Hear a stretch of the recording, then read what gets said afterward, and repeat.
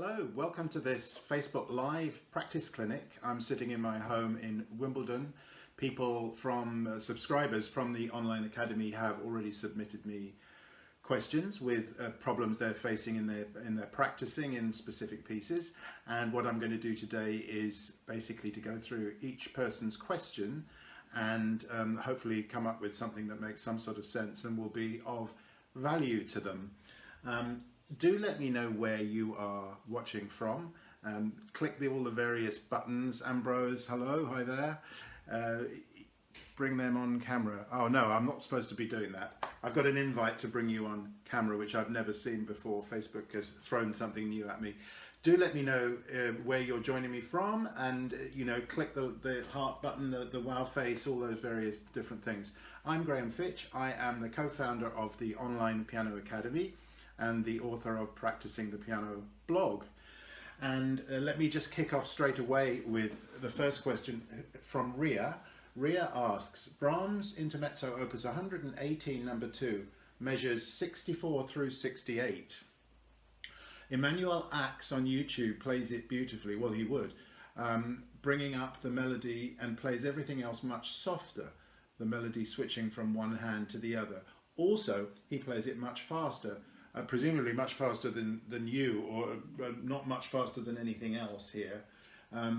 Would appreciate help in how to do all the above. I find that I'm unable to play faster, and I'm certainly not able to bring out the melody while keeping everything else soft. Yes, some really good questions. Hi, Ket from Singapore. Nice to see you. I like the smiley face there, that's nice.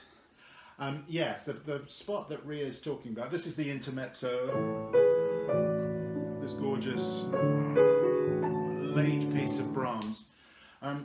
The spot that Ria is talking about, bar 64, is this.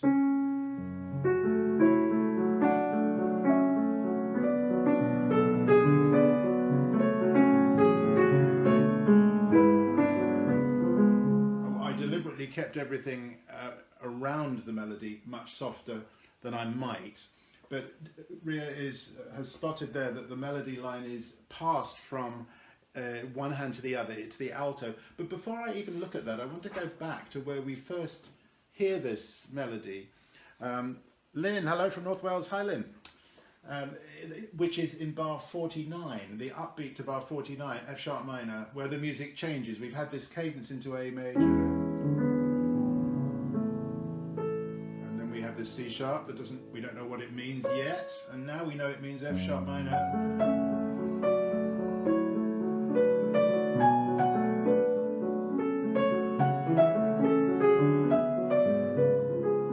So I think first of all you need to make friends. Maria, hello. You need to make friends with that line. Any line that you are playing, be able to sing. And as I don't have a great voice, I tend to keep my singing in private. Do the same. Just sing that line and just feel how you want to shape it.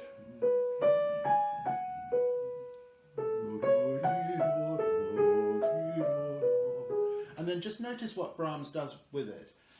In that original spot, it had been on the top, and underneath we have a middle, the tenor line, yeah, sighing. And we have an independent bass line. Now what Brahms does when the B section returns in bar 64, he flips that on its end. Hi Ivan, Raquel, sorry. We have here the line in the tenor. So first of all, just play the line by itself as you pass it from one hand to the other. Notice there it's much richer, isn't it, in that particular register. Florence is watching from Pembrokeshire, technology era. Oh, okay. Right, now if we look at how we actually play that together with the other voices, what I'd suggest doing first of all, after we've played it by itself, is just to attach it to one of the other voices, perhaps the top voice.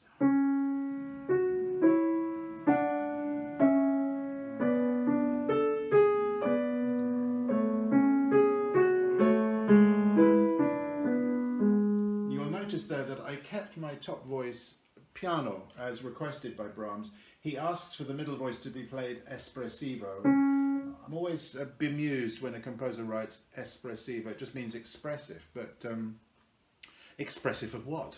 I think it just means to give that more prominence there. So perhaps a mezzo, at least a mezzo piano, probably even a bit more generous there. So what I did then was to play my upper voice lighter.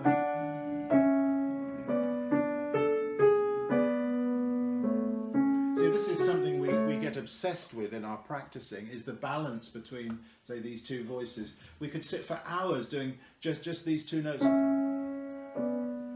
just making sure that the second note is softer than the first, and that the tenor is stronger, that kind of thing. We get obsessed about the balance and the sound, which we need to be somewhat obsessive as pianists to make sure that we get the best product. Now, what I would then do would be to take the middle voice and play it against the bass.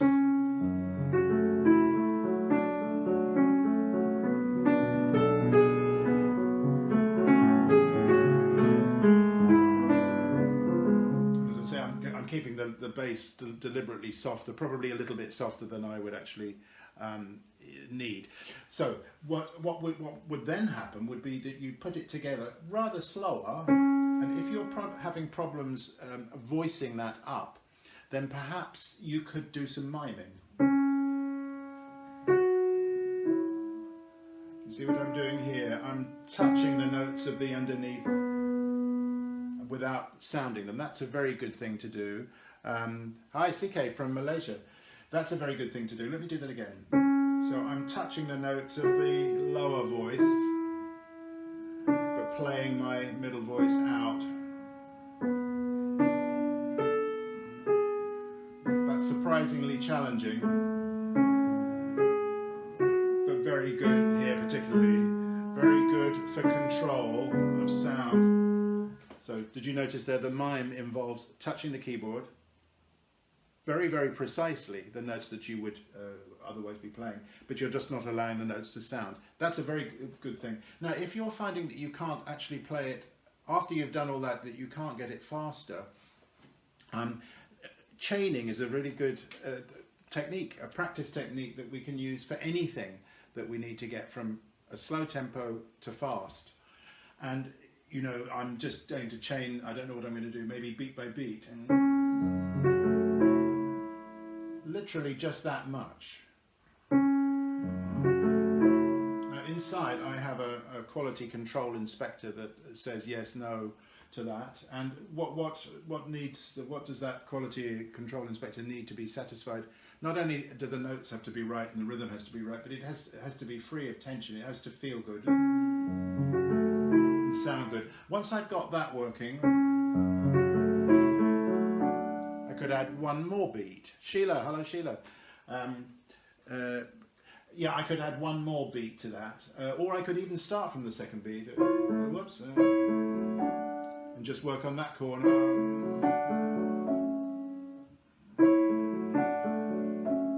What I always recommend is if you're doing repetitions like this, if you could let the last repetition or the last couple of repetitions be from memory,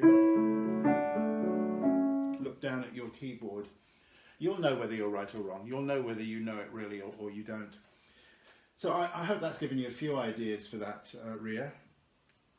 Now the next question comes from Orlando, who says, a couple of pieces I'm learning have difficult passages in the highest register of the keyboard, cadenzas. In Scriabin's Nocturne for the Left Hand Alone, it's such an uncomfortable angle.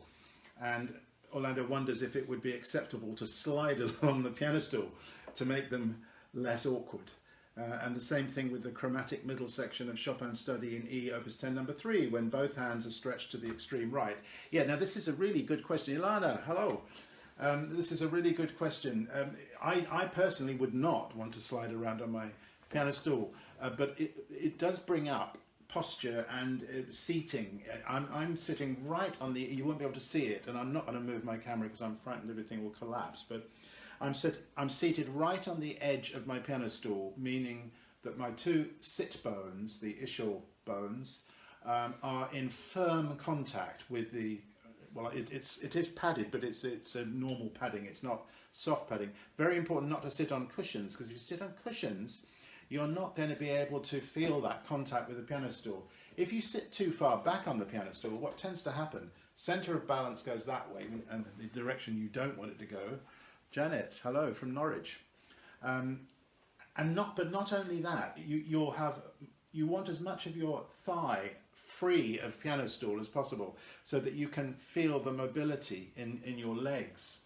And that becomes really important when we have to move across the keyboard from one place to the other.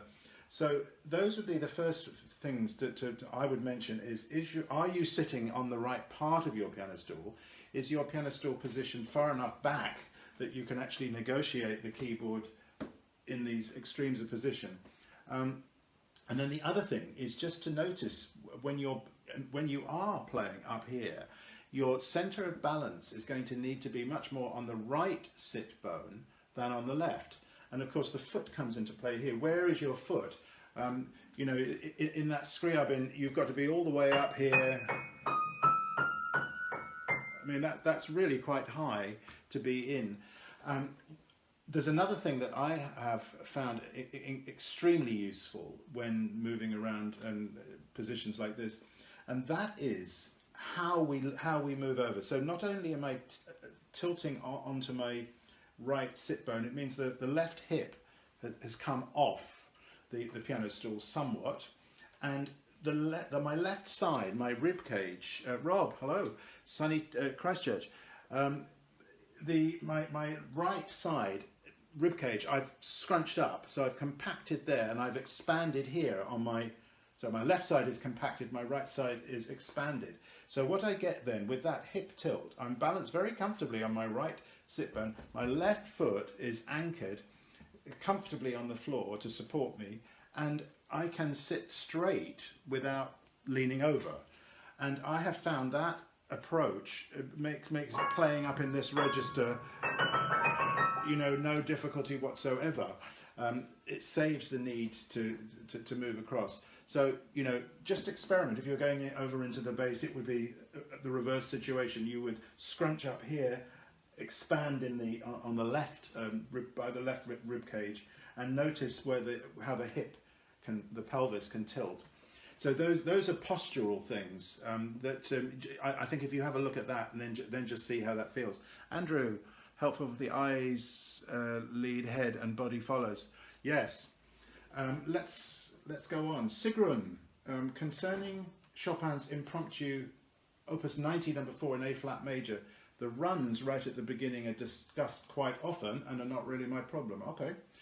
But how can I render the chords between the runs most beautifully? And what do I do with the part where the left hand takes the melody line, beginning measure 47, on the second page? I think you mean here, right?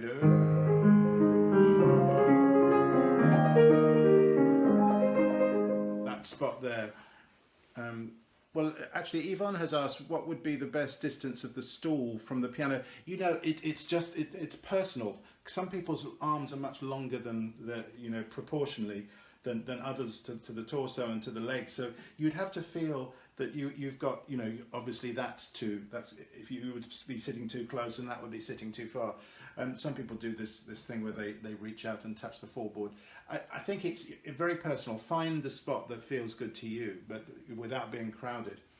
So Sigrun's talking about this Impromptu, the one that begins. I think I could do that better. Yeah, that's better.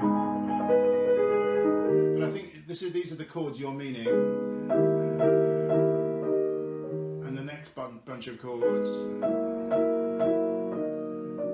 Notice that each one is different from the other, and they're actually quite difficult to read. When you're reading this, let's say if you happen to be sight reading this, it'd be very easy to make mistakes here, because you've got all sorts of flats and naturals, and then later double flats, and then sharps, and it's a bit of a minefield for the reading. So if you want to really be sure that you're comfortable with the notes, I'd recommend starting off by just playing one note after the other. I'm in measure, what is this, 11.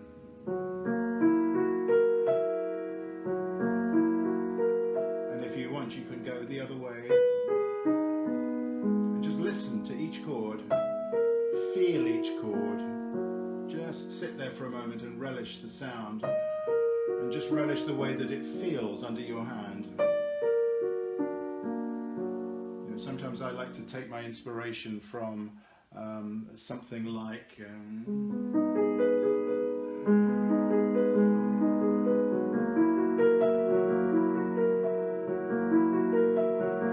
going up and down.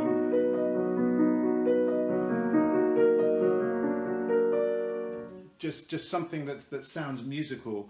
You could explore that the other way down as well. Grace and Mariam from Cairo. Wow.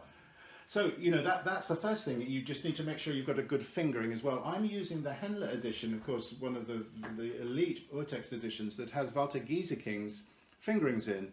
Alicia, Walter Gieseking, of course, was a very, very great pianist, one of the greats. And this edition has a lot of, I would say, fingerings that are awkward for the hand, because he's insisting on a legato always. So there's a lot of finger substitutions, and there's a lot of kind of what I'd call stretchy stuff that I actually don't like the feeling of. So I'm looking at now bar 10, 11, 12. He has a 3 there on the D, but I actually don't like that, if I may be so bold. I would rather put a 5 up underneath. You can put a 5 there, or perhaps a 4. But you know, you've got to be very familiar with the fingering. You've got to write in a fingering if there's any doubt in your hand. And then to install the fingering, all sorts of things you can do with chord progressions. Let me just jump a little bit. Let me go down to bar 23, which is the longer progression. So where am I going to start? Well, you could play the top line by itself. Just know the fingering. Use the fingering that you're going to wind up with. And again, make it sound good, make it sound melodic. Annette's from Scotland. Hello, Annette. And then if you wanted to add the next note down.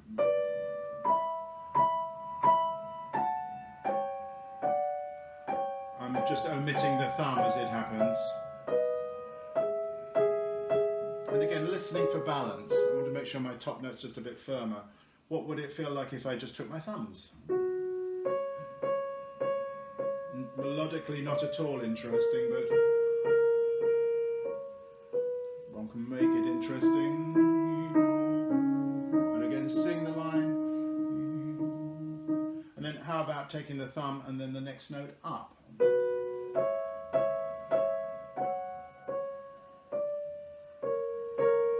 All I'm doing is missing out the top note. You can do that with the left hand as well.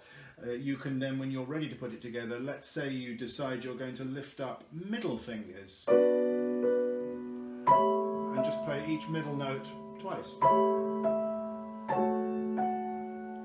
are no middle notes there.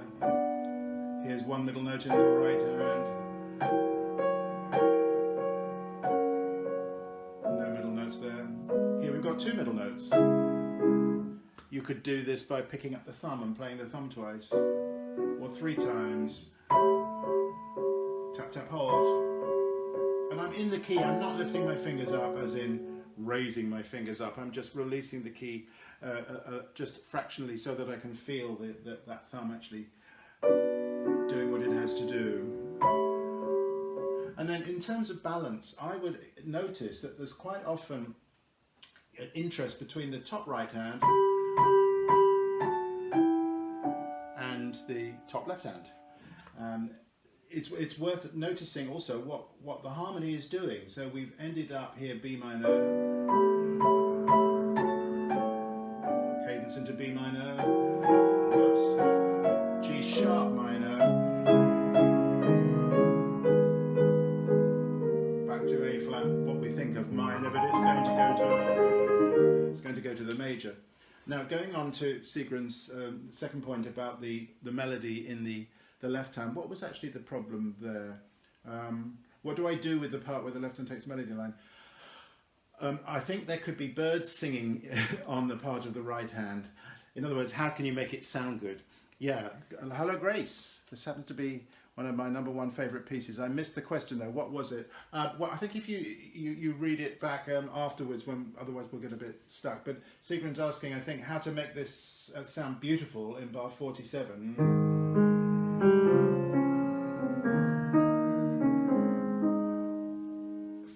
Finding a good fingering is also important there. I personally would do this fingering: 2, 1, and then 2, 3, 1, 2, 3.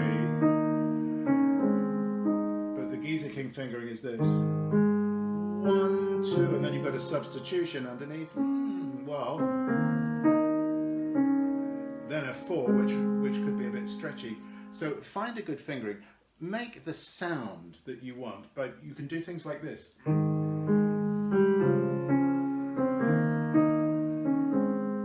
Play it with 2 hands, and then see if you can replicate that sound with 1 hand. What would it be like if you mimed your right hand?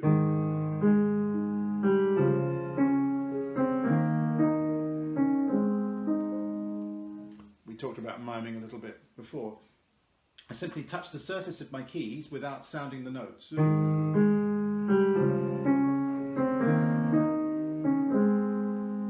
Yeah.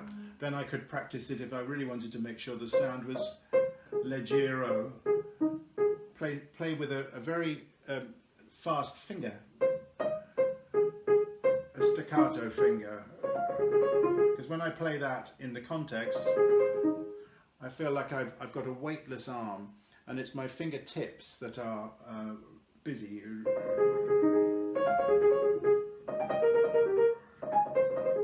It feels really lovely. It's a leggero touch, effectively, in the right hand. So I hope that at least addresses your question. Sayo says, I'd like to know how to practice bars 25 in Liszt's Liebestraum No. 3, especially the tremolo, alternating between the D flat and the minor and the E flat chord. Yeah, well, we're talking about this place where Liszt has marked it sends up it. You know, we're this piece. Yeah. So the first cadenza starts off with an arpeggio written in big notes, and then we get a whole bunch of little notes, which I always think looks scary. And it's funny what you remember, isn't it? I remember as a child opening a book of Chopin nocturnes that somebody had given, and this was before I could even think about playing any of them, and I opened the book and there was this passage with all the fioratura, the fast notes in little notes, and I can remember we have this expression in English, gobsmacked by how do you do those? They look very scary. First of all, they're kind of small. Second of all, Frankie, hi from Indonesia. So second of all, there's no bar lines. So the first thing I would advocate is, I happen to have something that I just quickly uploaded from the internet here, and of course you can, I'm not going to do it now because I'm frightened I'll lose my whole presentation, but you can pinch that out, and if you've got a photocopy, maybe enlarge it and stick some bar lines in there at strategic points, so you've got kind of anchors for that. But if you explore what actually it is, it's terribly simple from the point of view of the construction. So we've got only 3 things.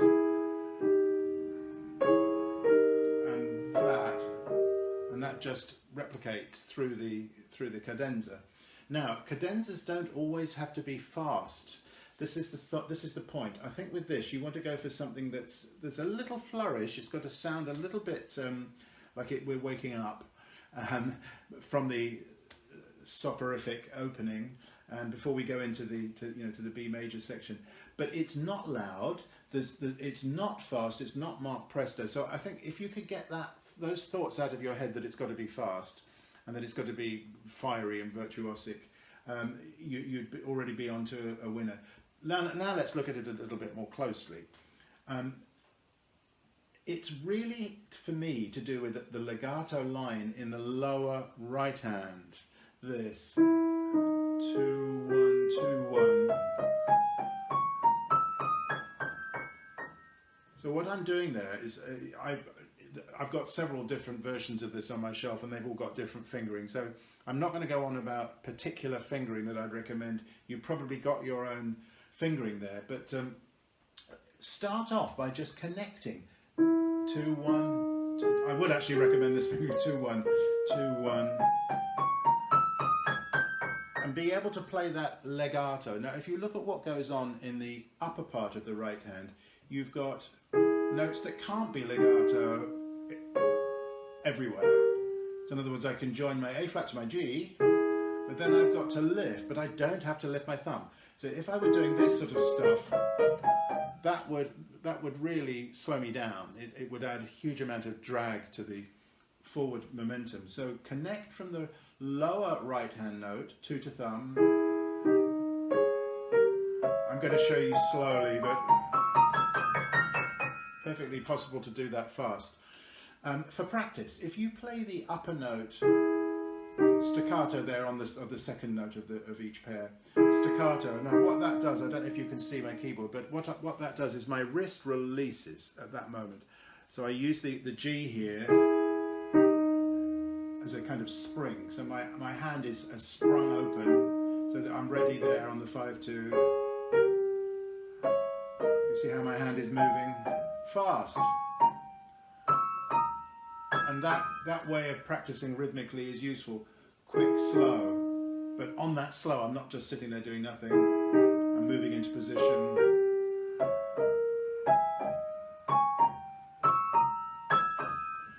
Get the idea? You can also practice double tapping the top notes.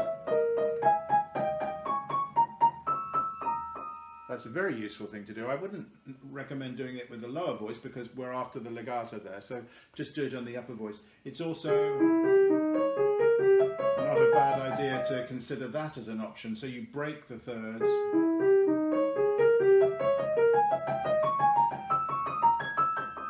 Right, and now let's have a little look at the left hand. It's possible to play the left hand also legato, and I highly recommend it, even though there are little phrase marks there. So the fingering I've got here, which is good. 1 5 2 3 1 4. 1 5 2 3 1 4. And again, there's all sorts of things you can do to install that in your hand. When you hold on to the F flat,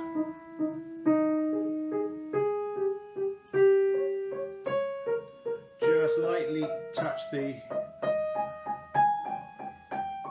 next note. That can be very helpful in really stabilizing the hand, and also for precision in releases. It just really works well. You'll feel, if you've done a little bit of practice like that, that passage will just kind of begin to fly out of your hand. Now, how about, do you see what I'm doing there? I'm playing my lower right hand line, legato, against my left hand, legato.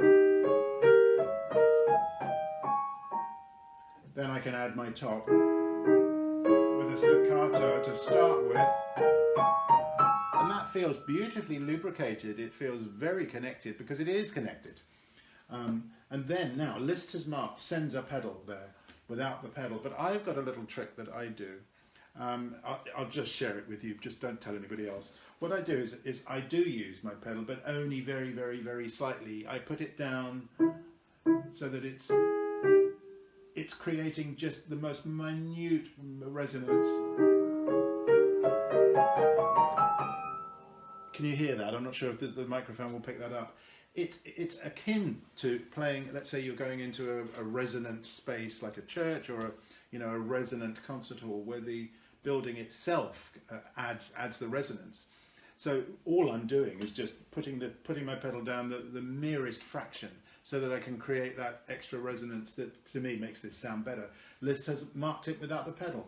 I'm wondering how many people actually do that without the pedal religiously. You can't get his legato perfectly with, anyway, so I think a little bit of tampering is probably okay, given that he tampered a lot with other things. With other people's music, I mean. It's possible to do this. And it's written like that, right hand.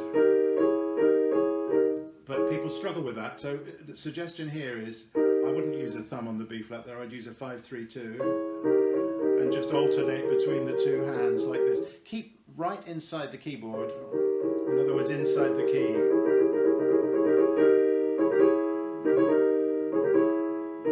That's a good rhythm to use.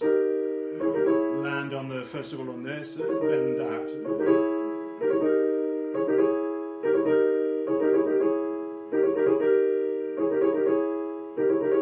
My wrists are not bending.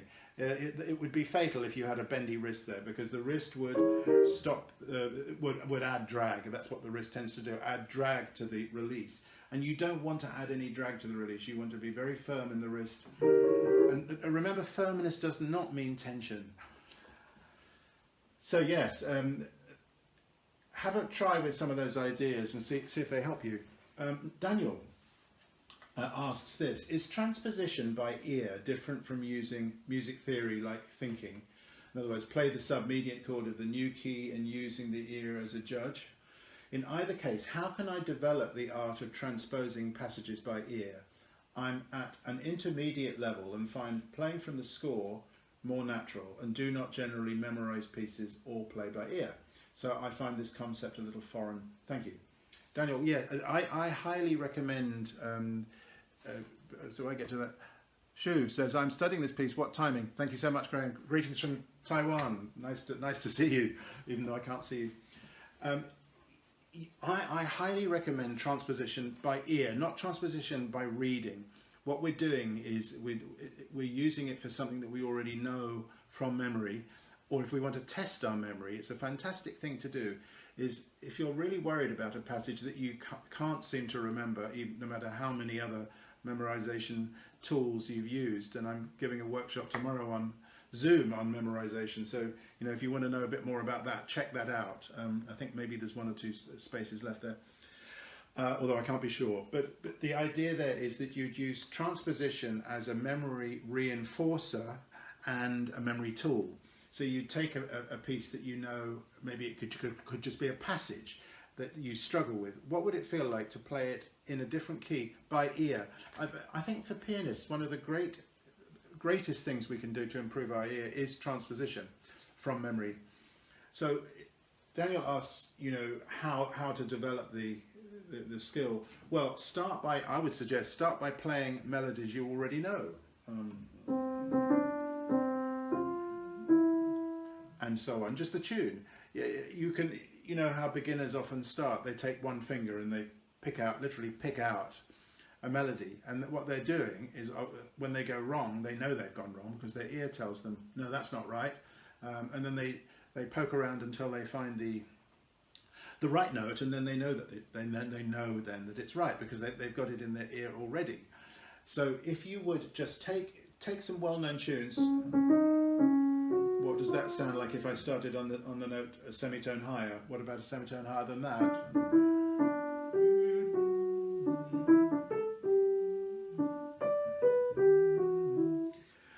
And then perhaps once you get a little bit of skill with that, you can start to add chords, simple chords in the left hand.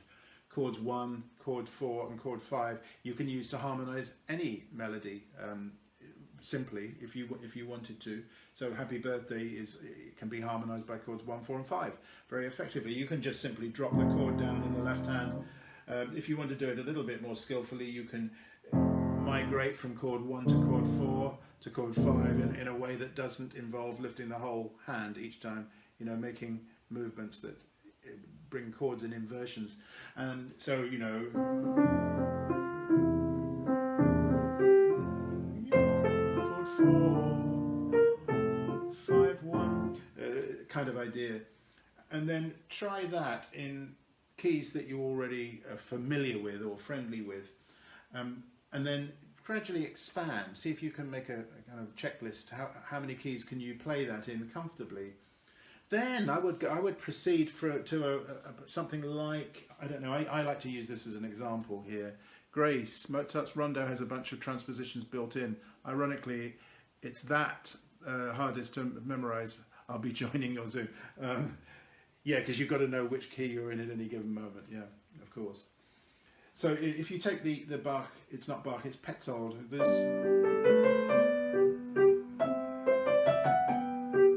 we're probably all familiar with that.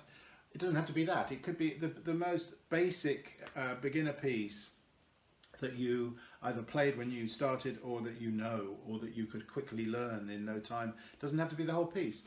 So once you've got that in your ear and in your fingers, what would it sound like?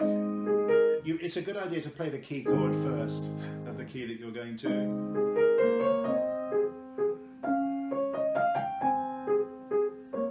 I'm picking a random, I didn't play my key chord, B major. Sounds really kind of a bit dark in B major. Then, I think the idea is then if you've got a piece that you want, where you've got maybe a struggle point in your piece, you could just experiment with transposing that trouble spot. It could be a bar or two. Just chip away at it regularly, and you'll find that you do develop the skill. As I say, anything that's new, as a new skill, is going to burn up brain cells. You're going to feel real struggle with the effort involved in it, and I think there's probably something in us that doesn't like that, so we'd rather avoid it, but just a little bit every day. Chinami, how about memorize just left hand? Yeah, of course. Well, we do this in the memorization workshop. We'll talk about this tomorrow. Andrew, hi Graham, I'm working on Granada's wonderful Vals Poeticos. How do you suggest practicing measures 20 and 22 for rhythmic drive and accuracy? Also, your thoughts on using right hand finger 1 or 2 at the start of measures 49 to 54 to stay aligned. Andrew goes on to say, suggested fingering and arming. I follow the editor's suggestion and take the top right hand A with the left hand 2, of course, absolutely. I don't see how you could do that any other way, really. What strategies do you suggest to practice this so it's rhythmically secure, comes across like a flourish but doesn't fall off the rails at the same time? I've been practicing in the double rotations, and that's helping. Okay, so I think, let me just see if I can show you. I'm going to take it a little slower, because what I'm doing now, I'm going to play you the rhythmically correct, in other words, the rhythmically metronomic version of this, and you'll hear immediately that it's wrong. It cannot be metronomic. These bars, yeah, if you want.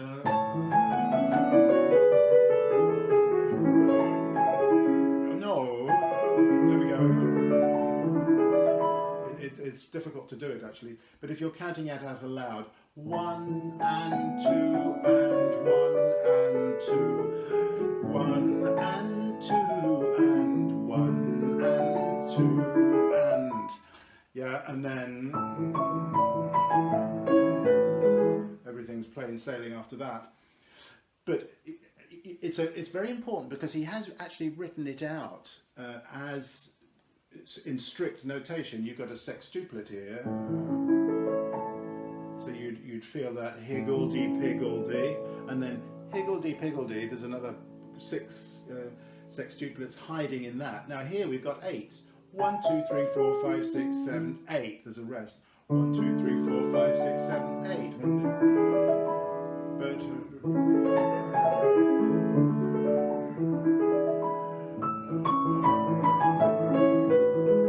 it's surely a moment where we suspend our metronome, we switch off our inner metronome and just allow that to be graceful and gorgeous. So I would first of all recommend doing it rhythmically so that you can really feel the subdivisions of the beat.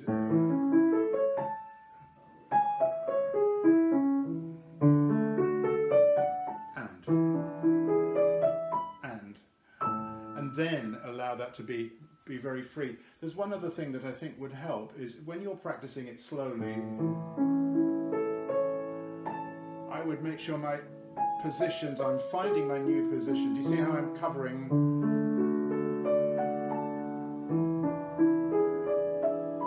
So when I release this hand, it goes to where it needs to go next rather than hanging around where it was. See how my right hand now is covering this chord, and the moment I play my G sharp, my left hand is already over the next position. Now that's not something that you have to worry about when you perform, but it's a very good plan in the practice so that you use the release of the previous note to take you to the first note of the next position. Otherwise it'll just hang around there and you'll be late for it. Quick cover, yeah, absolutely, quick cover. Again, we don't play with quick cover. We don't, when we're performing a piece or playing through a piece, we don't think that way. In fact, we don't want to do that, but it's very good in the practice. The next spot Andrew has highlighted, measures 49 to 53. Your thoughts on fingering, arming, especially measures 50, which is repeated. I've tried to play this right hand sequence using both fingers, 1 and then number 2, but neither are 100% comfortable at that turnaround at the spot. So let me just play slow-mo.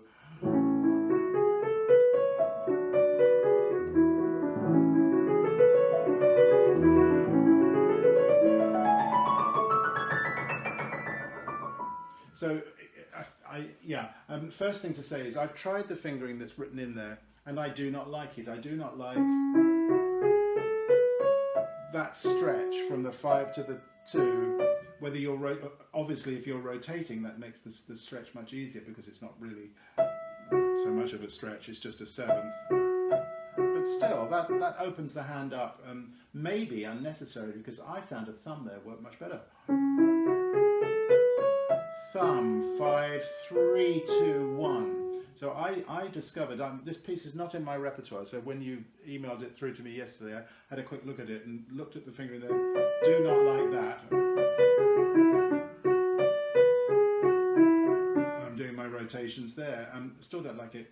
So I would go with a 1, 5, 3, 2, 1, over with a 2, 3, 1, and then reuse the thumb. I think it's fine. You've got a 2 there, a question mark. I think because this is the end of a phrase, well, what did I do?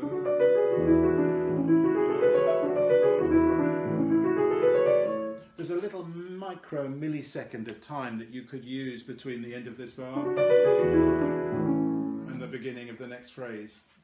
Again, not metronomic. If you were to be playing with a metronome, you'd be out there, and you would be right to be out. So, you know, this thing here is obviously a little zingy moment, and I think these crotchets here, these quarter notes there, are probably light.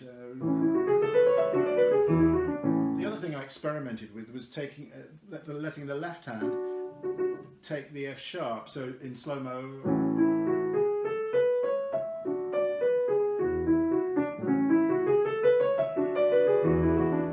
Which it could work, but I actually, in the end, don't think it's playing on F sharp. So Andrew asking, bar 50, sorry, what are you playing on the F sharp? Bar 50, I'm putting a thumb. Thumb, 5, 3, 2, 1, and then going over with a 2, 3, 1. So feels really nice. You put in, of course, in being the adjustment that we need to make to the back of the keyboard. Here I'm in a position where I'm comfortable with my thumb, my short finger on the black key. I'd come out a little bit here. Now I'd go in, stay in. Now, depending on the speed, I might consider coming out there and then going back in again. But you know, this business of long fingers on white keys, personally, I don't have any problem putting my third finger on the B there without moving out.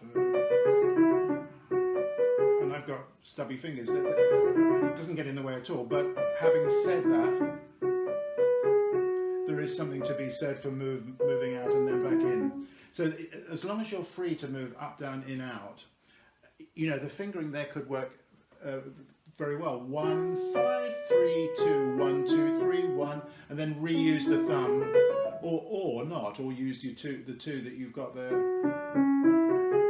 Yeah, that would be fine. 2, 1. So then you've got a bunch of single rotations around the thumb, which I think would work very well. From bar 53, that's fairly straightforward, isn't it? I prefer a thumb, but look, what I prefer doesn't mean you will prefer.